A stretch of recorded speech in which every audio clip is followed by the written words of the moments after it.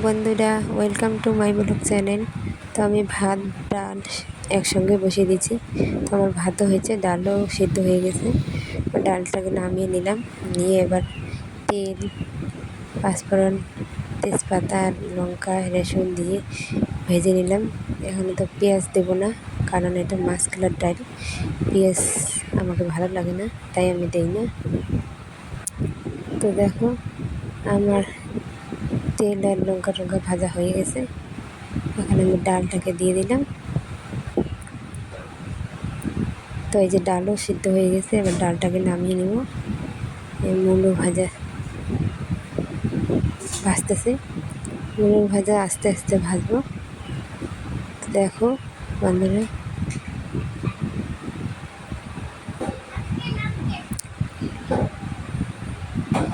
তো দেখো এই যে এখন মূলোটা ভাজতেছে।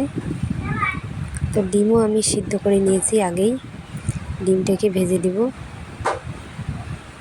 তাই ডিমটাকে ভেজে নিলাম। তো এই যে দেখুন, আমি ডিমের ঝোল করব, তাই পেঁয়াজ, রসুন এগুলো দিয়ে দিলাম, এগুলো ভেজে নিব। তারপর আদার বাটা, মশলা টশলা দিব, দিয়ে এই যে দেখো আমার ঝোল হয়ে গেল। তো আমি শর্টকাট ভিডিওটা করছি বন্ধুরা, তাই আমি তাড়াতাড়ি একটু বলতেছি। তো মাছ নিয়ে আসে তোমার দাদা বাজার থেকে। তো মাছগুলো আমি একটু মেখে নিলাম,